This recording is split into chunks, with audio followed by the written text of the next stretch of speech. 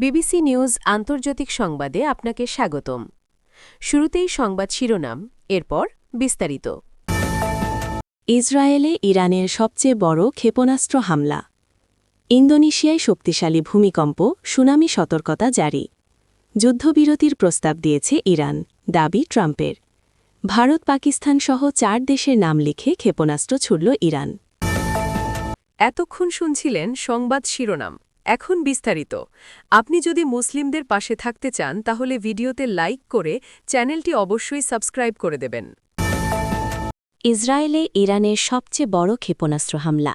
মধ্যপ্রাচ্যে ক্রমবর্ধমান উত্তেজনার প্রেক্ষাপটে ইরান ইসরায়েলের দিকে যুদ্ধ শুরুর পর সবচেয়ে বড় ক্ষেপণাস্ত্র হামলা চালিয়েছে বলে আন্তর্জাতিক বিভিন্ন গণমাধ্যমে খবর প্রকাশিত হয়েছে। প্রতিবেদনগুলোতে বলা হয়, বুধবার 1 এপ্রিল ইরান প্রায় 10টি ব্যালিস্টিক ক্ষেপণাস্ত্র নিক্ষেপ করে, যার লক্ষ্য ছিল ইসরায়েলের কেন্দ্রীয় অঞ্চল। ক্ষেপণাস্ত্র শনাক্ত হওয়ার পর তেল আবিব, শেফেলা ও আশপাশের এলাকায় সতর্কতামূলক সাইরেন বেজে ওঠে। স্থানীয় বাসিন্দারা বিস্ফোরণের শব্দ শুনেছেন বলেও জানা গেছে। ইসরায়েলি গণমাধ্যমের খবরে বলা হয়েছে, কয়েকটি এলাকায় ক্ষেপণাস্ত্র বা তার ধ্বংসাবশেষ আঘাত হানতে পারে। উদ্ধারকারী দল ঘটনাস্থলে কাজ করছে। এছাড়া একটি ক্ষেপণাস্ত্রে ক্লাস্টার ওয়ারহেড ব্যবহারের অভিযোগও উঠেছে, যা আকাশে বিস্ফোরিত হয়ে ছোট ছোট বোমা ছড়িয়ে দেয়। এদিকে ইসরায়েলি সামরিক বাহিনী জানিয়েছে, তারা তেহরানে ইরানের বিভিন্ন সামরিক স্থাপনা লক্ষ্য করে বিস্তৃত হামলা চালানো শুরু করেছে। উল্লেখ্য, গত 28 ফেব্রুয়ারি থেকে যুক্তরাষ্ট্র ও ইসরায়েল যৌথভাবে ইরানে বিমান হামলা চালিয়ে আসছে। এসব হামলায় এখন পর্যন্ত প্রায় 1340 জন নিহত হয়েছে বলে দাবি করা হয়েছে, যার মধ্যে দেশটির সর্বোচ্চ নেতা আলী খামেনিও রয়েছে। এর প্রতিক্রিয়ায় ইরান শুধু ইসরায়েল নয়, জর্ডান, ইরাক এবং উপসাগরীয় অঞ্চলে যুক্তরাষ্ট্রের সামরিক ঘাঁটি থাকা দেশগুলোতেও ড্রোন ও ক্ষেপণাস্ত্র হামলা চালিয়েছে। এতে হতাহত ও অবকাঠামোগত ক্ষয়ক্ষতির পাশাপাশি বৈশ্বিক বাজার ও বিমান চলাচলেও প্রভাব পড়েছে। ইন্দোনেশিয়ায় শক্তিশালী ভূমিকম্প, সুনামি সতর্কতা জারি। ইন্দোনেশিয়ার পূর্বাঞ্চলের টার্নেট উপকূলের কাছে নর্ডান মলুক্কা সাগরে 7.4 মাত্রার শক্তিশালী ভূমিকম্প আঘাত হেনেছে। এ ঘটনায় আশপাশের দ্বীপগুলোতে সুনামি সতর্কতা জারি করা হয়েছে। বৃহস্পতিবার 2 এপ্রিল আল জাজিরার এক প্রতিবেদনে এ তথ্য জানানো হয়েছে। যুক্তরাষ্ট্রের ভূতাত্ত্বিক জরিপ সংস্থা ইউএসজিএস জানিয়েছে, বৃহস্পতিবার সংঘটিত এই ভূমিকম্পটির গভীরতা ছিল প্রায় 35 কিলোমিটার। প্রাথমিকভাবে এর মাত্রা 7.8 হিসাবে ধারণা করা হলেও পরে তা সংশোধন করে 7.4 নির্ধারণ করা হয়। এখন পর্যন্ত কোনো হতাহত হওয়ার খবর পাওয়া যায়নি। ভূমিকম্পের কেন্দ্রস্থল ছিল ইন্দোনেশিয়ার নর্থ মালুকো প্রদেশের কাছে টার্নেট শহর থেকে প্রায় 120 কিলোমিটার দূরে। স্থানীয় কর্তৃপক্ষ টার্নেট অতিদসহ বিভিন্ন এলাকায় মানুষকে সম্ভাব্য সরিয়ে নেওয়ার জন্য প্রস্তুত থাকার নির্দেশ দিয়েছে। স্থানীয় সংবাদ মাধ্যমে কিছু ভবনের ক্ষতির ছবিও প্রচার করা হয়েছে। মার্কিন সুনামি সতর্কতা ব্যবস্থার তথ্য অনুযায়ী, ভূমিকম্পের কেন্দ্র থেকে প্রায় 1000 কিলোমিটার এলাকার মধ্যে ইন্দোনেশিয়া, ফিলিপাইন ও মালয়েশিয়ার উপকূলে বিপজ্জনক সুনামি আঘাত হানতে পারে। প্যাসিফিক সুনামি ওয়ার্নিং সেন্টার জানিয়েছে, ইন্দোনেশিয়ার কিছু উপকূলে জোয়ারের উচ্চতার চেয়ে 0.3 থেকে 1 মিটার পর্যন্ত ঢেউ আছড়ে পড়তে পারে। এছাড়া Guam, Japan, Malaysia, Papua New Guinea, Philippines ও তাইওয়ানের উপকূলে 0.3 মিটারের কম উচ্চতার ঢেউয়ের আশঙ্কা রয়েছে। জাপান আবহাওয়া সংস্থা জানিয়েছে, দেশটিতে সর্বোচ্চ 0.2 মিটার উচ্চতার ঢেউ আঘাত হানতে পারে। তবে এতে বড় ধরনের ক্ষতির আশঙ্কা নেই বলে জানিয়েছে সংস্থাটি।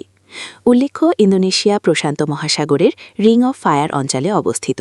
ফলে এই অঞ্চলে টেকটনিক প্লেটের সংঘর্ষের কারণে প্রায়ই ভূমিকম্প ও আগ্নেয়গিরির অগ্ন্যুৎপাত ঘটে। যুদ্ধবিরতির প্রস্তাব দিয়েছে ইরান, দাবি যুক্তরাষ্ট্র নয়, ইরানই যুদ্ধবিরতির প্রস্তাব দিয়েছে, এমন দাবি করেছেন যুক্তরাষ্ট্রের প্রেসিডেন্ট ডোনাল্ড ট্রাম্প। নিজের সামাজিক যোগাযোগ মাধ্যম ট্রুথ সোশ্যালে দেওয়া এক পোস্টে তিনি লিখেছেন, ইরানের প্রেসিডেন্ট এইমাত্র যুক্তরাষ্ট্রের কাছে যুদ্ধবিরতি চেয়েছেন। বুধবার ফরাসি বার্তা সংস্থা এএফপির এক প্রতিবেদনে এই তথ্য জানানো হয়েছে। ট্রাম্প আরও বলেন, হরমুজ প্রণালী যখন উন্মুক্ত, অবাধ এবং পরিষ্কার হবে, তখনই আমরা এটি বিবেচনা করব। তার আগ পর্যন্ত আমরা ইরানকে ধ্বংস করে ধূলিসাৎ করে দেব, অথবা তারা যেমনটি বলে প্রস্তরযুগে পাঠিয়ে দেব। দাবি অনুযায়ী ইরানের প্রেসিডেন্ট মাসুদ পেজেশকিয়ান যুক্তরাষ্ট্রের কাছে যুদ্ধবিরতির অনুরোধ জানিয়েছেন। তবে যুদ্ধবিরতির এই প্রস্তাবের বিষয়ে ইরান কিংবা অন্য কোনো স্বতন্ত্র সূত্র থেকে তাৎক্ষণিকভাবে কোনো নিশ্চয়তা পাওয়া যায়নি। এদিকে যুক্তরাষ্ট্র ইসরায়েলের যৌথ হামলায় আয়াতুল্লাহ আলী খামেনির মৃত্যুর পর প্রায় 1 মাস হতে চলল সর্বোচ্চ নেতার আসনে বসেছেন তার ছেলে মোজতবা খামেনি। কিন্তু দায়িত্ব গ্রহণের পর থেকে এখন পর্যন্ত একবারের জন্য তাকে জনসম্মুখে দেখা যায়নি।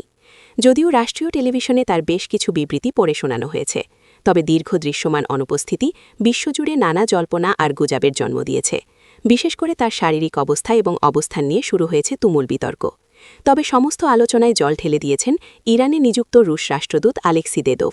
আরটিবিআই নিউজ আউটলেটকে দেওয়া এক সাক্ষাৎকারে তিনি জানিয়েছেন, মোস্তফা খামেনি বর্তমানে ইরানেই অবস্থান করছেন। দেদোভের দাবি, সঙ্গত কারণেই তিনি আপাতত জনসম্মুখে আসছেন না। ভারত পাকিস্তান সহ 4 দেশের নাম লিখে ক্ষেপণাস্ত্র ছুড়ল ইরান। ভারত পাকিস্তান সহ 4 দেশের নাম লিখে ক্ষেপণাস্ত্র ছুড়েছে ইরান। যুক্তরাষ্ট্র ও ইসরায়েলের বিরুদ্ধে প্রতিশোধমূলক হামলার ৮৩তম ধাপে 3 দেশের নাম উল্লেখ করা হয়েছে। এতে দেশগুলোর প্রতি কৃতজ্ঞতা জানিয়েছে ইরান। মুম্বাইয়ে অবস্থিত ইরানের দূতাবাস এক্সে একটি বার্তা শেয়ার করেছেন। এতে ভারতের জনগণের প্রতি কৃতজ্ঞতা জানানো হয়েছে। পাশাপাশি স্পেন, পাকিস্তান, ভারত ও জার্মানির জনগণের প্রতি সমর্থন ও সংহতির জন্য ধন্যবাদ জানানো হয়েছে। ইরানের ইসলামিক রেভলিউশনারি গার্ড কর্পস জানায়, তারা অপারেশন ট্রু প্রমিস 4 এর অংশ হিসেবে ৮৩তম দফায় হামলা চালিয়েছে। এই হামলায় যুক্তরাষ্ট্র ও ইসরায়েলের বিভিন্ন সামরিক স্থাপনাকে লক্ষ্যবস্তু করা হয়েছে। প্রতিবেদনে বলা হয়েছে, লক্ষ্যবস্তুর মধ্যে ছিল ইসরায়েলের আশদোদে তেলের ডিপো, মদিইন এলাকার সামরিক স্থাপনা এবং একটি মার্কিন সামরিক তথ্যকেন্দ্র। এছাড়া সংযুক্ত আরব আমিরাতের আল ধাফরা ও কুয়েতের আল উদেইরি ঘাঁটিসহ বিভিন্ন মার্কিন সামরিক স্থাপনায় হামলা চালানো হয়েছে। হামলায় দূরপাল্লার ও মাঝারি পাল্লার ক্ষেপণাস্ত্র, মাল্টি ওয়ারহেড প্রযুক্তি এবং ড্রোন ব্যবহার করা হয়েছে বলে জানিয়েছে আইআরজিসি।